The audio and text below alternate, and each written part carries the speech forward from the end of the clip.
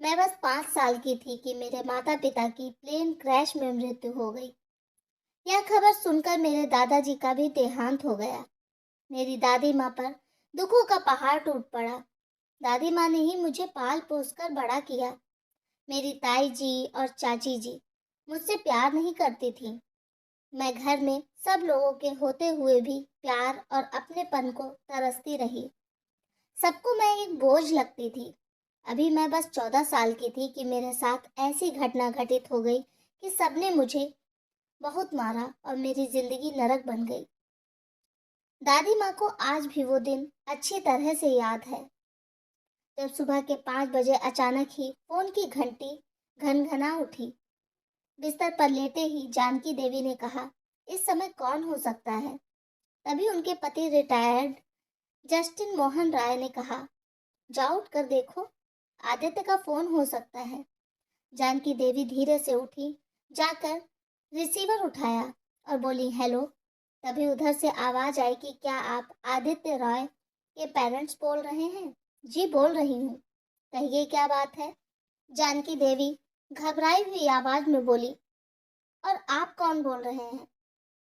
जानकी देवी को जब जस्टिन मोहन राय ने इस तरह से बात करते हुए देखा तो उन्होंने उठकर रिसीवर जानकी देवी के हाथ से ये कहते हुए ले लिया कि लाओ मैं बात करता हूँ।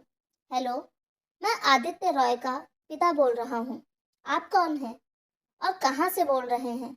हेलो, देखिए, मैं इंडियन एयरलाइंस का एक कर्मचारी बोल रहा हूँ और मुझे ये बात बताते हुए बहुत खेद हो रहा है कि हमारा प्लेन खराब मौसम के चलते क्रैश हो गया है और उसके सभी यात्रीगण। इतना सुनते ही जस्टिस मोहन रॉय के हाथ से रिसीवर छूट गया और उधर से हेलो हेलो की आवाज आती रही। कुछ देर बाद कोई जवाब ना पाकर फोन अपने आप ही कट हो गया। जस्टिस मोहन रॉय को उसी वक्त हार्ट अटैक आ गया और अस्पताल पहुंचते पहुंचते उनकी मौत हो गई। वो पहले से ही हार्ट के पेशेंट थे, इसलिए वो ये सदमा बर्दाश्त नहीं कर पाए। जानकी देवी के ऊपर पहाड़ टूट पड़ा। उन्हें समझ में नहीं आ रहा था कि जवान बेटे बहू के जाने का शोक मनाए कि पति के चले जाने का। लेकिन उनके ऊपर इस समय सबसे बड़ी जिम्मेदारी दिशा की आ गई थी, जो बार बार ये पूछ रही थी कि दादी, दादी, मम्मी पापा कब आएंगे। दादी मासूम दिशा को लेकर पुचकारने लगी। उन्होंने अपने बहते आंसुओं को किसी तरह रोका, अपने सीने में उठ रहे तूफान को अपने सीने में दफन कर दिया और उस बिन माँ बाप की बच्ची को अपने सीने से लगा लिया। अगर उन्हें कुछ हो गया तो इस बच्ची का क्या होगा? इसी कारण से अपना वह सारा दुख उस समय भूल गई। दिशा उस समय लगभग 5 वर्ष की थी और अपने एग्जाम की वजह से अपने मम्मी पापा के साथ बिजनेस टूर पर सिंगापुर नहीं जा पाई थी। यह विधि का विधान था जो उसके लाख चाहने के बावजूद भी उसके मम्मी पापा उसको अपने साथ नहीं ले गए। बहाना उसकी केजी की परीक्षाएं थी। चिलचिलाती धूप निकल आई थी। दादी माँ की पूजा भी अभी समाप्त हो चुकी थी, लेकिन दिशा अभी तक कमरे से निकलकर बाहर नहीं आई थी। दादी माँ ने एक नज़र घड़ी की सुइयों पर डाली, जो सुबह के 11 बजने का इशारा कर रही थी। दादी माँ ने घर के बाकी सदस्यों पर एक नज़र डाली और अपनी बड़ी बहू अनीता के ऊपर गुस्सा करते हुए बोली, क्यों री अनीता, तुझे जरा भी शर्म ना आई? अपने बच्चों को खिला पिला दिया, लेकिन इस घर में एक बिना माँ बाप की रहती है, उसकी तरफ तेरा ध्यान एक बार भी ना गया। मेरी बच्ची अकेले घुटती रहती है, लेकिन अपना दर्द, अपनी परेशानी बेचारी किसी से भी नहीं कहती।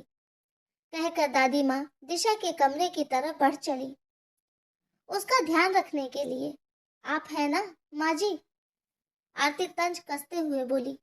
आरती के मुंह से ऐसे कर्कश वचन सुनकर दादी माँ आहत हो गई। उनके दिल की धड़कनें बढ़ गईं, पैर लड़खड़ा गए और वो सीढ़ियों से नीचे गिर पड़ी। सब लोग उनको उठाने के लिए दौड़े, लेकिन उन्होंने किसी को भी हाथ नहीं लगाने दिया। इतने में शोर शराबा सुनकर दिशा भी अपने कमरे से बाहर निकल आई और दादी माँ को देखकर दुखी होकर रोने लगी। उधर अनीता नमक मिर्च लगाकर दिशा पर आरोप लगाए जा रही थी और दादी माँ के पास बैठी दिशा अपने बेशकीमती आंसुओं को बहाए जा रही थी, जिसकी कुछ बूंदें दुलक कर दादी माँ के गालों पर पड़ गईं। गर्माहट से दादी माँ ने आंखें खोली और दिशा की तरफ देखा। रोती हुई दिशा को देखकर दादी माँ तड़प उठी और उसके गालों पर हाथ फेरती हुई बोली, पगली, रोती क्यों है? तेरी दादी माँ तुझे इतनी जल्दी छोड़कर जाने वाली नहीं है।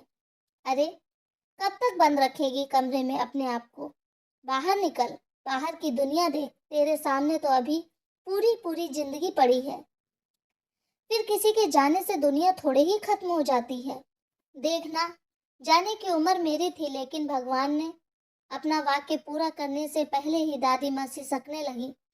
दिशा दादी माँ को रोता हुआ देखकर अपने दुखों को, अपने मन की तड़पन को, घुटन को उस क्षण भूल गई और दादी माँ के साथ बैठकर चुपचाप उनकी बातें सुनती रही।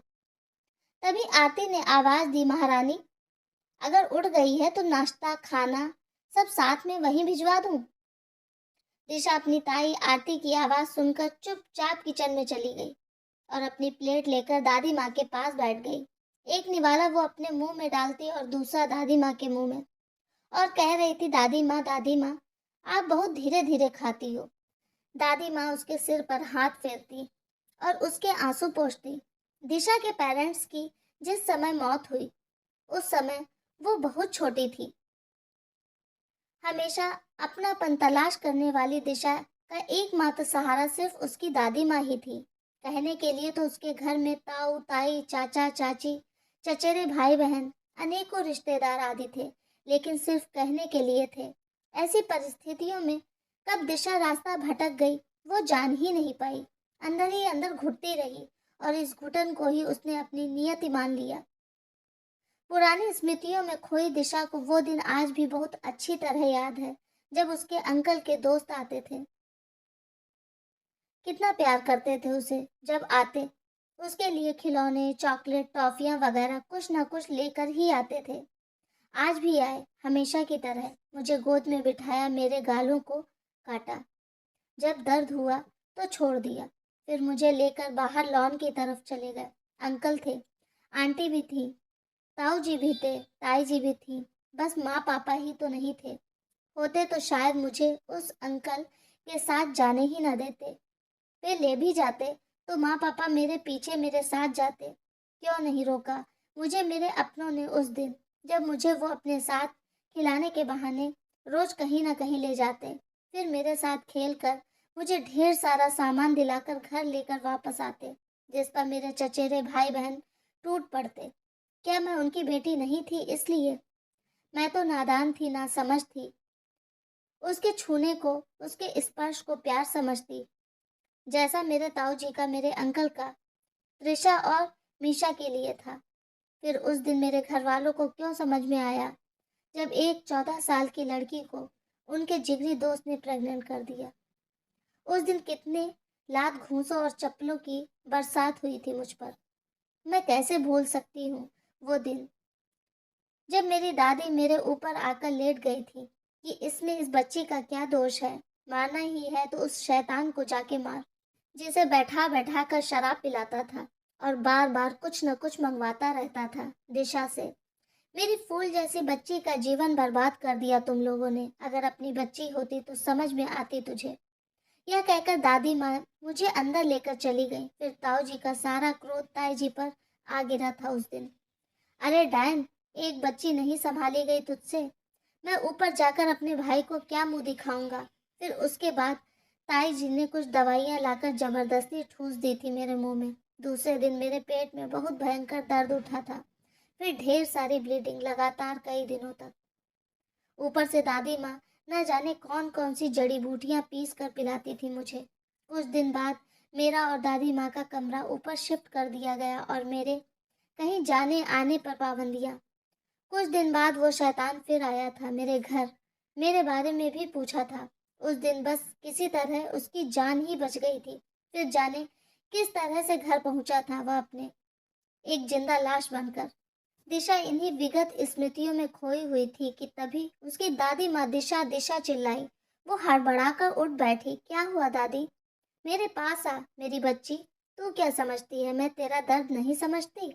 समझती हूँ मेरी बच्ची, लेकिन कब तक, आखिर कब तक तू अपने आप को ऐसे दुख देती रहेगी? उस बुरी याद को अपने दिल से निकाल दे। उस दुर्घटना को घटे आज पूरे 5 साल हो गए। तू क्या समझती है दादी, मैं कोशिश नहीं करती हूँ? मैं बहुत कोशिश करती हूँ, लेकिन निकलती ही नहीं, कहकर दिशा दादी माँ की गोद में सिर रखकर सो गई। समय बहुत ही तीव्र गति से पंख लगाकर आगे बढ़ रहा था।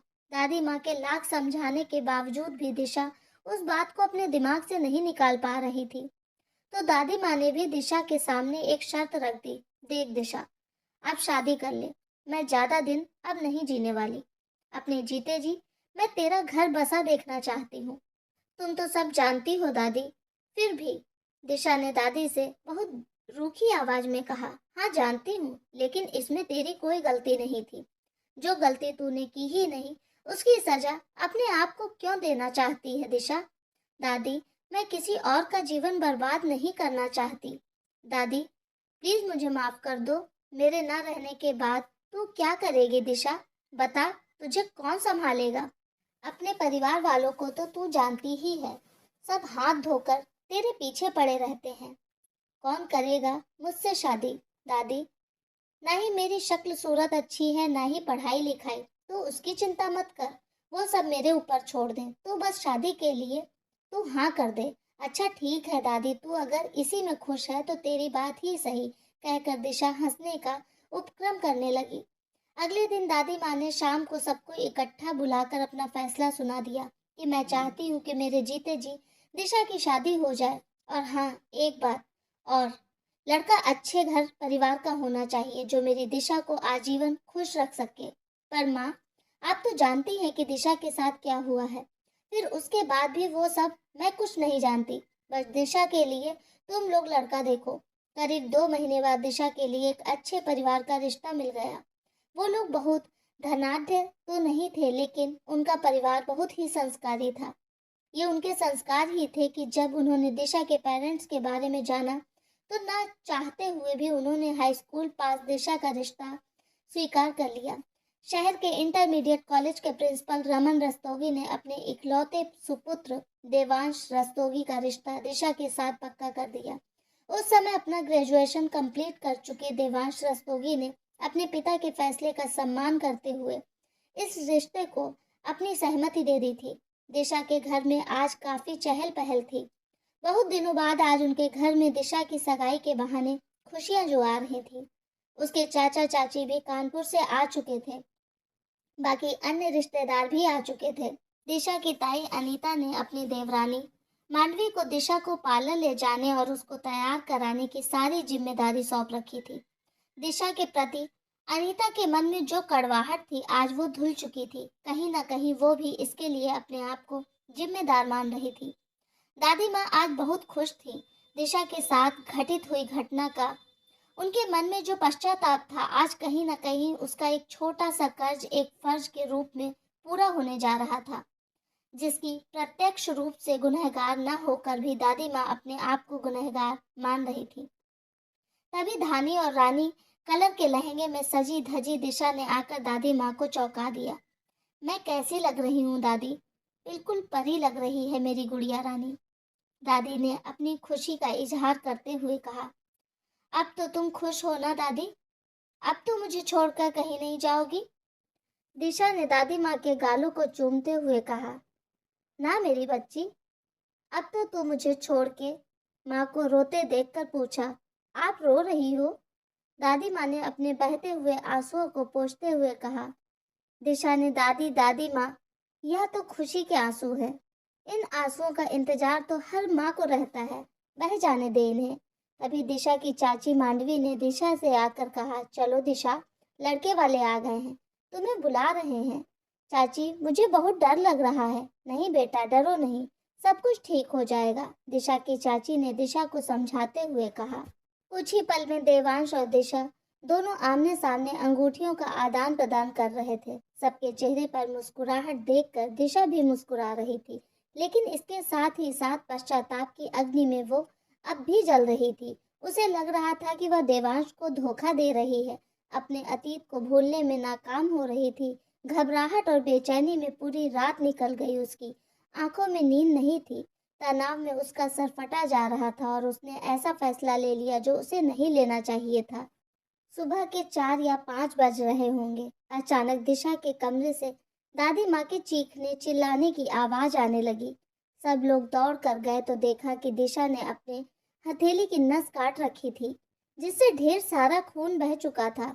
सब लोग दिशा को लेकर जल्दी जल्दी अस्पताल भागे, जहां डॉक्टरों के प्रयास से दिशा की जान बच गई। दिशा के घर आते ही सब लोग दिशा की सेवा में लग गए। दिशा की चचेरी बहनें जो हमेशा दिशा से दूरी बनाए रखती थी, वो भी अब दिशा के पास मंडराने लगी, क्योंकि दिशा के ताऊ जी की सख्त चेतावनी थी कि दिशा को अकेला ना छोड़ा जाए। दिशा के जख्म भी अब भरने लगे थे। अपनों का प्यार और सम्मान पाकर दिशा भी अब खुश दिखाई देने लगी थी। एक दिन सुबह सुबह दिशा के ताऊ जी दिशा के पास आए और हाथ जोड़कर दिशा से बोले, हमें माफ कर दे दिशु, हमसे जो गलती हुई उसकी सजा अपने आप को कब तक देती रहेगी। सजा देना ही है तो हमें दे, हमसे बहुत बड़ा पाप हुआ है। हमारी इज्जत अब तुम्हारे हाथ में है बेटा, चाहो तो बचा लो, चाहो तो लुटा दो। मैं अपने घर की इज्जत की तुमसे भीख मांगता हूँ, हमारी इज्जत रख ले बेटा, कहकर वो गिड़गिड़ाने लगे। दिशा ने अपने ताऊ जी के मुंह से जब अपने लिए दिशु शब्द सुना तो उसे लगा जैसे उसके पापा ही उसे पुकार रहे हों। वो दौड़कर उनके गले लग गई। नहीं पापा, नहीं पापा, मैं आपको नहीं खो सकती, और अपने आंसुओं से अपने ताऊ जी के कंधों को भिगो दिया। ताऊ जी की आंखें भी गीली थीं। फिर वो दिशा को लेकर दादी माँ के पास आए और कहा, माँ, हम अपनी बेटी की शादी बड़े धूमधाम से करेंगे, आखिर हमारे घर की पहली शादी है। तभी दिशा ने चहकते हुए कहा, लेकिन दादी माँ, मैं एक शर्त पर शादी करूंगी। दादी माँ ने मुंह बनाते हुए कहा, लो भाई, अब कौन सी शर्त आ गई भला, बता दो दादी माँ। हाँ बता, तुम्हें मेरी शादी में नाचना पड़ेगा। वो तो मैं वैसे भी नाचने का इंतजार कर रही हूँ दिशा। दादी माँ ने दिशा के गालों पर एक चपत लगाते हुए कहा। दिशा के घर में शादी की तैयारियां शुरू हो चुकी थी। किसको कब क्या पहनना है, सब मिलकर आपस में डिसाइड कर रहे थे। सारी चीजें दिशा की पसंद की खरीदी जा रही थी, कपड़े, गहने वगैरह।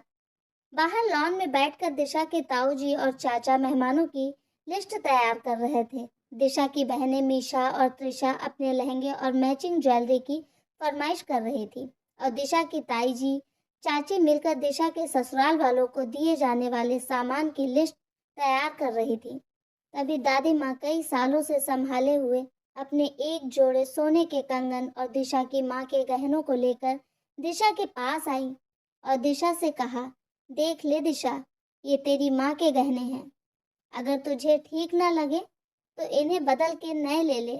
दिशा ने अपनी माँ के गहनों को एक बार देखा, फिर अपने माथे से लगाया और कहा, तुम जहाँ कहीं भी हो, आशीर्वाद दो माँ कि मैं सबकी उम्मीदों पर खरी उतर सकूं। आज से ठीक 4 दिन बाद दिशा की शादी थी। दिशा की दादी दिशा को समझा रही थी, देख दिशा, अपने साथ घटित हुई घटना का जिक्र भूल कर भी कभी अपने पति से मत करना। भले ही वो कितना भी अच्छा क्यों ना हो, लेकिन वो कभी भी ये बर्दाश्त नहीं करेगा कि उसकी पत्नी का चरित्र गिरा हुआ हो। भले ही उस घटना के लिए तू जिम्मेदार नहीं है, लेकिन दोषी तू ही ठहराई जाएगी। मेरी इस बात को हमेशा याद रखना। दिशा ने कहा, जी दादी। लेकिन वो मन ही मन सोचती रही, क्या इस बात को वो देवांश से छुपा पाएगी। दुल्हन की तरह सजा दिशा का घर एक अलग ही सौंदर्य और आभा बिखेर रहा था।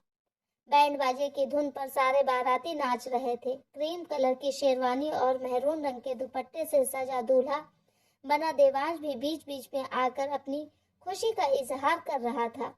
सभी कलर के लहंगे में सजी दिशा की बहनें दिशा को खींच खींच कर देवांश को दिखाने के लिए ला रही थी, लेकिन दिशा बार बार मना कर रही थी। तभी देवांश की नजरें अपनी सहेलियों और बहनों के साथ खड़ी दिशा पर पड़ी। देवांश ने नजरों से ही कुछ इशारा किया और दिशा शर्मा कर वहां से पीछे हट गई। खैर, इन सब चुहलबाजियों के बीच आखिर दिशा की शादी संपन्न हो गई और सबको रुलाकर दिशा अपने ससुराल पहुंच गई।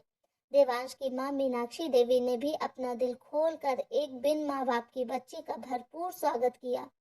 ससुराल में सबका प्यार और भरपूर समर्थन पाकर दिशा ने अपने मन के दर्द को तो भुला दिया, लेकिन अपने तन पर लगे घावों को वो आज भी नहीं धो पाई थी।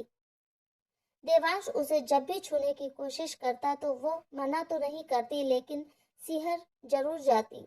यद्यपि देवांश दिशा को खुश रखने की भरपूर कोशिश करता, उसकी पसंद की चीजें ले आता, उसे घुमाने ले जाता, फिर भी दिशा अनमनी सी रहती। मीनाक्षी देवी भी कभी कुछ नहीं कहती, लेकिन फिर भी दिशा के चेहरे पर वो खुशी नहीं दिखाई देती जो होनी चाहिए थी। आखिर एक दिन देवांश ने पूछ ही लिया, क्यों दिशा, तुम्हारे घर वालों ने मेरे साथ तुम्हारी शादी कहीं जबरदस्ती तो नहीं कर दी थी? देवांश के ऐसा पूछने से ही दिशा हैरान रह गई। देवांश, नहीं देवांश, मेरी मर्जी से हुई थी। तो फिर तुम खुश क्यों नहीं रहती दिशा? मैं तुम्हें खुश देखना चाहता हूँ। खुश तो रहती हूँ देवांश, अब तुम ही बताओ कैसे खुश रहूं। देखो दिशा, मेरी बात होती तो मैं छोड़ देता। माँ पापा को भी यही लगता है कि तुम खुश नहीं रहती हो। उन्हें लगता है कि मैं तुम्हें खुश नहीं रखता। कहीं हमारे बीच कोई अनबन तो नहीं है? पापा तो ये भी कह रहे थे कि अगर तुम आगे पढ़ना चाहो तो पढ़ सकती हो। दिशा को आज देवांश द्वारा कई बातों से डर लगने लगा और उसने उसी क्षण फैसला कर लिया कि वो आगे अपनी पढ़ाई पूरी करेगी, जिससे उसका मन व्यर्थ की बातों में नहीं लगेगा। उसने देवांश से तुरंत जाकर कह दिया कि वो आगे पढ़ना चाहती है। दिशा अब हर पल देवांश को दिखाने के लिए खुश रहने का अभिनय करने लगी। दिशा के ससुर रमन रस्तोगी भी दिशा के इस फैसले से बहुत खुश हुए और उन्होंने दिशा को शाबाशी भी दी। कुछ दिन बाद देवांश भी अपनी आगे की पढ़ाई के लिए बाहर चला गया। दिशा को उदास देखकर मीनाक्षी देवी ने दिशा से कहा, जाओ कुछ दिन तुम भी मायके हो आओ। दिशा, अपनी दादी माँ से मिलाओ, बहुत दिन हो गए तुम्हें गए। जी, दिशा ने कहा। लेकिन तभी दिशा के ससुर रमन रस्तोगी ने दिशा को आकर बताया कि तुम्हारी परीक्षाएं शुरू होने वाली हैं। पढ़ाई में मन लगाओ, तुम्हें टॉप करके दिखाना है।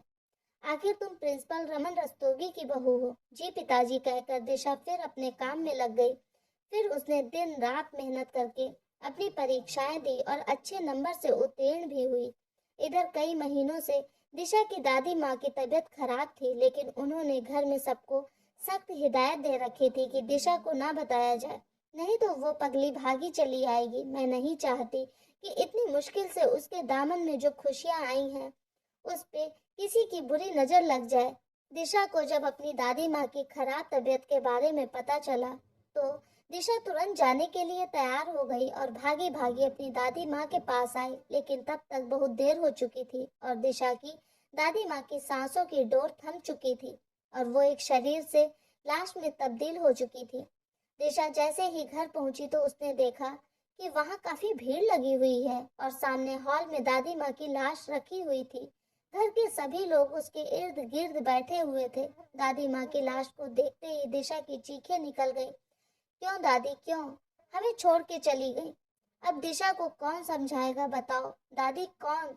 दिशा के रुदन को देखकर सबकी आंखें द्रवित हो गईं। तभी दिशा के ताऊजी चाचा ने आकर दिशा को संभाला तो दिशा ने उनके ऊपर चिल्लाते हुए कहा, क्यों ताऊजी, क्यों क्यों चाचू, क्यों? दादी इतनी बीमार थी फिर भी आप सबने मुझे क्यों नहीं बताया? बेटा, अम्मा ने अपनी कसम देकर मुझे मना किया था। दिशा के ताऊजी ने कहा, ये आप लोगों ने अच्छा नहीं किया। इसका मुझे जिंदगी भर पछतावा रहेगा कि मैं दादी जी से अंतिम बार नहीं मिल पाई।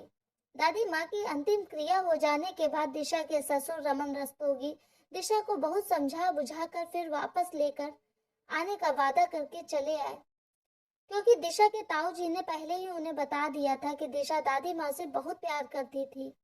यहाँ रहेगी तो बस रोती ही रहेगी। लेकिन दिशा रास्ते भर रोती रही। घर पहुंची तो सास को देखकर फफक फफक कर रो पड़ी। मीनाक्षी देवी जी की आंखें भी गीली हुए बिना नहीं रह सकी। रात में देवांश का भी फोन आया। देवांश ने भी दिशा को बहुत समझाया और परीक्षाएं खत्म होते ही जल्दी घर आने का वादा किया। सबके समझाने का दिशा पर असर हुआ। उसने अपना ध्यान उधर से हटाकर किताबों की तरफ मोड़ दिया। दादी माँ के 13वीं में गई दिशा में ये बदलाव देखकर सब लोग बहुत खुश थे। उस दिन दिशा रुकना चाहती थी, लेकिन दिशा के ससुर रमन रस्तोगी ने बताया कि कल उनके ममेरे भाई अपने परिवार के साथ दिशा से मिलने आने वाले हैं, जो पहले यहीं रहते थे लेकिन कुछ साल पहले अपने बेटे बहू के पास ऑस्ट्रेलिया रहने चले गए थे। जब तुम्हारी शादी की बात पता चली तो कहा शादी में नहीं आ पाया, तो क्या हुआ, चलो बहू से चलकर घर पर ही मिल लेता हूँ। दिशा को जब ये बात पता चली तो फौरन कार्यक्रम संपन्न हो जाने के बाद सबसे विदा लेकर जाने के लिए तैयार हो गई और कुछ ही समय पश्चात दिशा अपने घर पर थी। प्रिंसिपल साहब भी अपनी बहू दिशा में ये बदलाव देखकर काफी प्रसन्न हुए और दिशा को शाबाशी भी दी। साथ ही साथ उन्होंने ये भी कहा, बेटा मैं चाहता हूँ कि तुम कल साड़ी पहनना, क्योंकि मैं भी अपने भाई को दिखाना चाहता हूँ कि तुम्हें यदि अपने बेटे बहू की कामयाबी पे गर्व है तो मुझे भी अपनी बहू के संस्कारों पर। जी पिताजी, मैं साड़ी ही पहनूंगी, कहकर दिशा ने प्रिंसिपल साहब की बातों का समर्थन किया। थोड़ी देर में घर पहुंचते ही दिशा सो गई, क्योंकि उसे कल सुबह उठकर मेहमानों के लिए तैयारियां जो करनी थी। दूसरी, वो दादी माँ को लेकर बहुत चिंतित रहती थी। अब उसे यह चिंता हो रही थी कि अब कौन उसे सब कुछ समझाएगा। तभी उसे लगा जैसे दादी माँ कह रही हूँ, परेशान मत होना दिशा, मैं हर पल तेरे साथ हूँ। आज बहुत सुबह से ही उठकर दिशा आने वाले मेहमानों की तैयारियों में लगी हुई थी। मीनाक्षी देवी भी दिशा के काम में उसको मदद कर रही थी। लगभग सारी तैयारियां पूर्ण हो चुकी थी। दिशा भी अपने ससुर रमन के कथनानुसार साड़ी पहनकर तैयार थी। तभी डोरबेल बजी तो रमन रस्तोगी ने जाकर दरवाजा खोला। दरवाजे पर अचानक देवांश को देखकर उसके पिताजी हैरान हो गए और उनके मुंह से अचानक ही निकला, अरे देवांश तुम, वो भी बिना बताए। हाँ पापा, मैं आप सबको सरप्राइज देना चाहता था, वो भी खास तौर से दिशा को। हाँ बेटा, अब हम कहाँ याद रहेंगे, अब तो दिशा ही याद रहेगी, देवांश के पिताजी ने देवांश की चुटकी लेते हुए कहा। आप भी ना पिताजी, कहकर देवांश अंदर चला गया। अंदर गया तो मीनाक्षी देवी के भी यही शब्द थे। इससे पहले मीनाक्षी देवी और कुछ कहते देवांश ने मीनाक्षी देवी को चुप रहने का इशारा किया और दिशा के कमरे की तरफ बढ़ गया। दिशा भी देवांश को देखकर अवाक रह गई, फिर खुशी से देवांश के गले लग गई। तभी डोरबेल बज उठी। रमन रस्तोगी फिर उठे, जाकर दरवाजा खोला और सामने अपने ममेरे भाई को देखकर बहुत प्रसन्न हुए। साथ में उनकी पत्नी और बेटे बहू भी मौजूद थे। और बताओ रमेश भाई, ऑस्ट्रेलिया में मौसम कैसा है? अच्छा है, पर अपने देश जैसा नहीं, वहाँ गले मिलने वाले बहुत कम मिलते हैं, कहकर रमेश चंद्र रमन रस्तोगी के गले मिले और रस्तोगी जी से कहने लगे, सच यार, इतने दिनों बाद गले लगकर यहाँ जो खुशी मिली वो दुनिया के किसी कोने में नहीं मिलती। हाँ यार, ये बात तो बिल्कुल सच है। अरे रमन भाई, बातों में तो भूल ही गया, इनसे मिलो, यह है मेरी बहू रचना, जो वहाँ की एक मल्टीनेशनल कंपनी में काम करती है। बेटा रचना, नमस्ते करें अंकल को। तभी जीन्स टॉप पहने उनकी बहू रचना ने रमन रस्तोगी को दोनों हाथ जोड़कर नमस्ते किया। और ये है मेरा बेटा आदित्य चंद्र। आदित्य ने झुककर रमन रस्तोगी के पैर छू लिए, फिर अपनी पत्नी की ओर इशारा करते हुए बोले, इनसे तो तुम मिले ही होगे। हाँ हाँ, क्यों नहीं, रमन रस्तोगी ने मुस्कुराते हुए कहा। अच्छा रमेश भाई, सारी बातें बाहर ही कर लेंगे कि अंदर भी चलेंगे? हाँ हाँ, क्यों नहीं। फिर सब अंदर जाकर बैठ जाते हैं। किसी को ना देखकर फिर रमेश चंद्र ने प्रश्न किया, क्यों रमन भाई, घर में कोई है नहीं क्या? रमन उठकर, नहीं सब लोग हैं, थोड़ी देर पहले देवांश आया है, सब उसी से बात कर रहे होंगे। देवांश आया है? फिर वो मीनाक्षी को आवाज देते हुए अंदर चले गए और मीनाक्षी से दोनों औरतों को अंदर ले जाने के लिए कहा।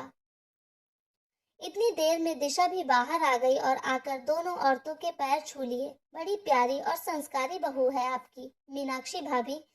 हाँ वो तो है, मीनाक्षी ने इतराते हुए कहा।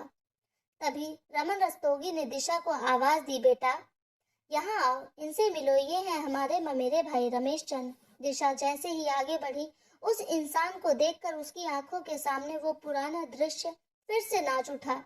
वो गश खाकर गिरने ही वाली थी, तभी पीछे खड़े देवांश ने क्या हुआ दिशा कहकर दिशा को पकड़ लिया और उसे लेकर अंदर चला गया।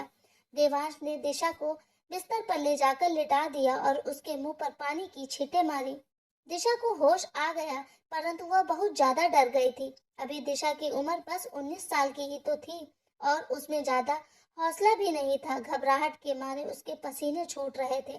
दिशा की ऐसी हालत देखकर सब घबरा गए। देवांश तो बहुत ज्यादा घबरा गया था। सब दिशा के कमरे में ही आ गए थे। सबको देखकर दिशा और भी ज्यादा घबरा रही थी। देवांश ने दिशा को आराम देने के लिए सबको कमरे से बाहर भेज दिया और खुद उसके पास बैठ गया। उसने पूछा, क्या हुआ दिशा, तुम्हारी अचानक तबीयत कैसे खराब हो गई? दिशा कुछ नहीं बोली और उसने अपनी आंखें बंद कर ली। देवांश ने सोचा कि शायद दिशा को नींद आ रही है, तो वह भी बाहर आ गया। देवांश के जाते ही दिशा फूट फूट कर रोने लगी। वह क्या करे, कुछ समझ में नहीं आ रहा था। दिशा को देखकर रमेश के भी होश फाख्ता हो गए थे। वह भी बहाना बनाकर जल्दी ही अपनी फैमिली को लेकर निकल गया। उनके जाने के बाद देवांश कमरे में आया तो देखा दिशा रो रही थी। उसने दिशा से बहुत पूछा कि क्या बात है, तुम क्यों रो रही हो, परंतु उसने कुछ भी नहीं बताया। दिशा ने खाना पीना सब छोड़ दिया। रात को जब उसे लगा कि देवांश सो गया, तो उसने अपने आप को खत्म करने के लिए अपनी सास की दवाइयों को उसने मौका देखकर अपने पास छुपा लिया था। उन सारी दवाइयों को एक साथ निकाला और हाथ में लेकर उन्हें खाने ही वाली थी कि देवांश ने उसका हाथ झटक दिया। देवांश ने हैरान होकर पूछा, यह तुम क्या कर रही थी? मरने की कोशिश कर रही थी? ऐसा क्या हो गया है तुम्हें जो तुम मरना चाहती हो? और तुमने कभी सोचा है कि तुम्हारे मरने से क्या होगा? मैं और मेरा परिवार जेल की सलाखों के पीछे होगा। यह भी नहीं सोचा कि तुम्हारे जाने के बाद मेरा क्या होगा। मैं तुमसे कितना प्यार करता हूँ, तुम्हारे बिना मैं भी नहीं जी पाऊंगा। यह सुनकर दिशा सिसक सिसक कर रोने लगती है।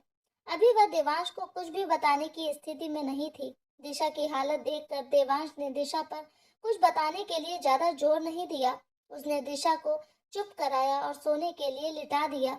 देवांश का प्यार भरा स्पर्श पाकर दिशा की आंख लग गई, परंतु अब देवांश की आंखों से नींद कोसों दूर थी। उसे लग रहा था कि कोई बहुत बड़ी बात है जो दिशा उससे छुपा रही है, लेकिन उसे पता कैसे चलेगा कि क्या बात है। सुबह के 5 बज गए थे। दिशा अभी भी सो रही थी। देवांश चुपके से बाहर गया और उसने बाहर जाकर दिशा के ताऊजी को फोन पर बात करके उन्हें मिलने के लिए बुला लिया और उनसे मिलने के लिए निकल गया। ताऊजी से मिलने पर उसने दिशा की हालत के बारे में बताया और यह भी बताया कि वह रात आत्महत्या करने जा रही थी। यह सुनकर ताऊजी बहुत परेशान हो गए। देवांश ने ताऊजी से पूछा कि क्या बात है, दिशा ऐसा क्यों कर रही है? अगर उसने कुछ उल्टा सीधा कदम उठा लिया और उसे कुछ हो गया तो मेरा परिवार भी खतरे में आ जाएगा। तब हार कर ताऊजी ने देवांश को सारी बात बता दी और देवांश के आगे हाथ जोड़कर खड़े हो गए और रोकर कहने लगे कि उस बिन माँ बाप की बच्ची के साथ हमने बहुत अन्याय किया है। हमारी लापरवाही के कारण ही उसके साथ यह सब कुछ हुआ है। उस बच्चे ने बहुत दुख सहे हैं। अब सब कुछ तुम्हारे हाथ में है। या तो तुम उसे अंधकार में धकेल दो या फिर उसे जिंदगी की तरफ लौटा लाओ। बेटा, मैं तुम्हारे पांव पड़ता हूँ, किसी और की गलती की सजा उसे मत देना। अगर तुमने उसका हाथ छोड़ दिया तो वो मर जाएगी। उसे बचा लो बेटा। देवांश ने उनके हाथ पकड़ लिए और उनको आश्वासन दिया कि वह दिशा का साथ देगा, उसे कभी नहीं छोड़ेगा। अब देवांश को समझ में आ गया था कि क्यों अंकल को देखते ही दिशा बेहोश हो गई थी। दिशा के दर्द को आज देवांश अच्छी तरह समझ गया था। क्यों दिशा उदास रहती थी, क्यों उसके चेहरे पर हंसी नहीं थी, यह सब कुछ भी वह अब अच्छी तरह से समझ रहा था। अब उसने मन ही मन प्रण कर लिया था कि वह दिशा की जिंदगी को खुशियों से भर देगा। वह उसे इतना मजबूत बना देगा कि कोई उसको छूने से पहले 1000 बार सोचेगा। देवांश घर पहुंचा और अपने कमरे में गया तो देखा कि दिशा अभी भी सो रही थी। वह दिशा के पास गया और प्यार से उसके सिर पर हाथ फेरने लगा। किसी के हाथ का स्पर्श पाकर दिशा घबरा के हड़बड़ा कर उठ बैठी। देवांश को देखकर उसकी जान में जान आई। देवांश ने उसका हाथ अपने हाथ में लिया और उसे कहने लगा, दिशा, मैं ताऊ जी से मिलकर आ रहा हूँ। मुझे उन्होंने सब कुछ बता दिया है। मैं सब कुछ जान गया हूँ। तुम्हें मुझ पर भरोसा नहीं है ना, इसलिए तुमने मुझे कुछ नहीं बताया। तुमने सोचा होगा कि कहीं सच्चाई जानकर मैं तुम्हें छोड़ ना दूं। क्या तुम्हें मेरे प्यार पर भरोसा नहीं? किसी और की गलती की सजा मैं तुम्हें कैसे दे सकता हूँ? मैंने तुम्हारा हाथ थामा है और जिंदगी भर इस हाथ को मैं कभी नहीं छोड़ूंगा। दिशा यह सुनकर देवांश के सीने से लग गई और उसके सीने में जो तूफान दबा था उसने आंसुओं का रूप ले लिया। आज उसका मन कर रहा था कि वह इतना रोए कि उसके दिल का दर्द खत्म हो जाए। देवांश ने भी उसे रोने दिया कि आज जितना रोना है रो लो। आज के बाद तुम्हारी आंखों में एक भी आंसू नहीं आने दूंगा। जी भरकर रोने के बाद दिशा अपने आप को बहुत हल्का महसूस कर रही थी। आज उसके मन से एक बहुत बड़ा बोझ उतर गया था। अगर देवांश उसके साथ है तो अब उसे किसी भी बात की कोई फिक्र नहीं।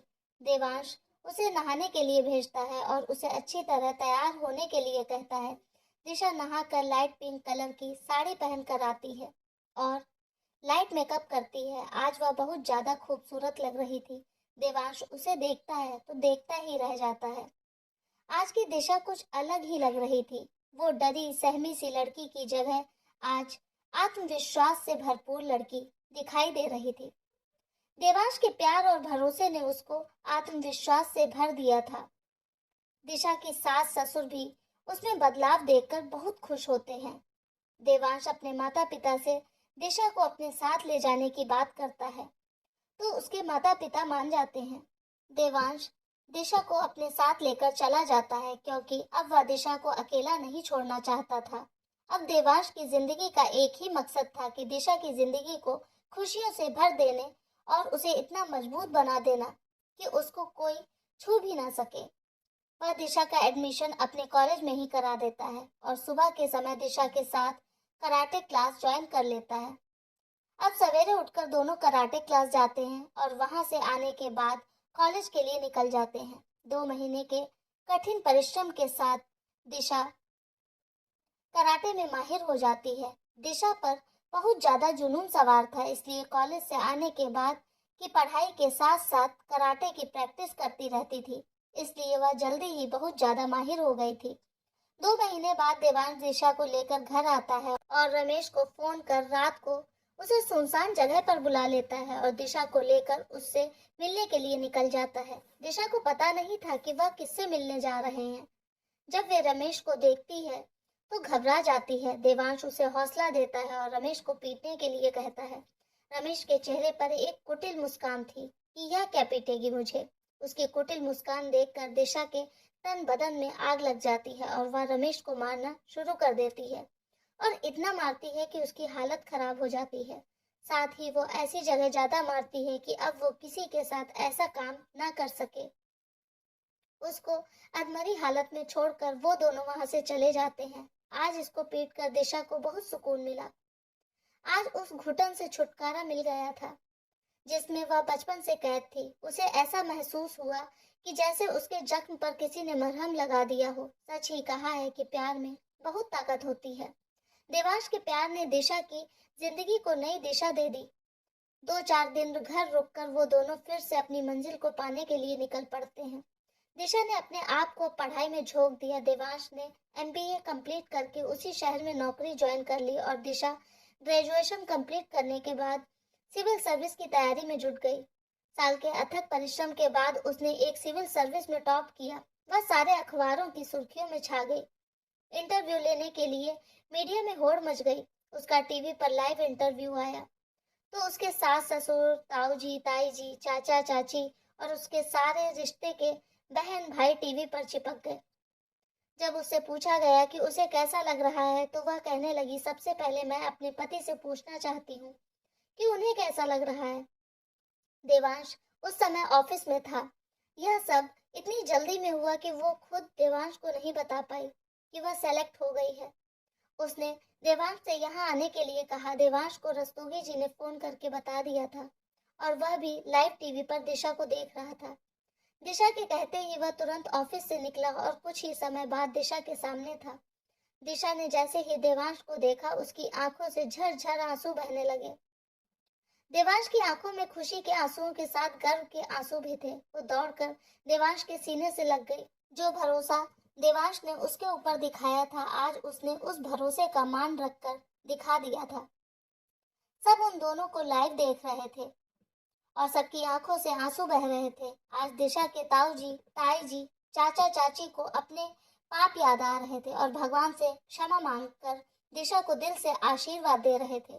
कुछ दिनों में दिशा ट्रेनिंग के लिए निकल गई और 2 साल बाद वापस आई और आकर अपनी ड्यूटी ज्वाइन करने से पहले देवांश के साथ अपने मायके सबसे जाकर मिली और अपने माता पिता और दादी की तस्वीर के सामने हाथ जोड़कर खड़े होकर उसने सबसे आशीर्वाद लिया। उसे ऐसा लग रहा था कि आज वे सब बहुत खुश हैं और उसे आशीर्वाद दे रहे हैं। जिस अनाथ बच्ची को कभी किसी ने प्यार नहीं दिया, आज उस अनाथ बच्ची ने सबका नाम रोशन कर दिया था। सबसे आशीर्वाद लेकर दिशा अपनी मंजिल की ओर चल पड़ी। आज की दिशा आत्मविश्वास से भरपूर दिशा थी, जिसके सामने अच्छे अच्छों के बोलने की हिम्मत नहीं होती थी। पति के प्यार और भरोसे ने दिशा के जीवन की दिशा बदल दी। दिशा और देवांश दोनों एक दूसरे से बेइंतहा मोहब्बत करते थे और उनकी मोहब्बत वक्त के साथ साथ और बढ़ती चली गई। और उधर रमेश अपने पापों की सजा काट रहा था। वह अपाहिज हो गया था और बिस्तर से लग गया था। वह हर पल अपने मरने की दुआएं मांगता, पर उसकी मौत भी नहीं आती थी। अब यही उसकी नियति बन गई थी। क्या दिशा को खुद रमेश को सजा देना सही था या उसे पुलिस के हवाले करना चाहिए था? आपकी इस बारे में क्या राय है, हमें कमेंट करके जरूर बताइएगा और ऐसी ही कहानियां सुनने के लिए हमें सब्सक्राइब जरूर करें। धन्यवाद।